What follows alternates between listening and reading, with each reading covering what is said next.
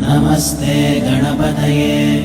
त्वमेव प्रत्यक्षं तत्त्वमसि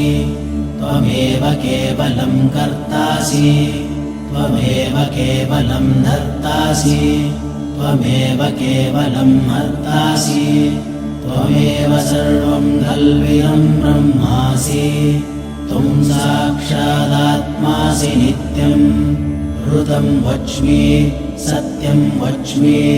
अवत्वं माम् अवभक्तारम् अवश्रोतारम् अवदातारम् अवधातारम् अवानूचानमवशिष्यम् अवपश्चात्तात् अवपुरस्तात्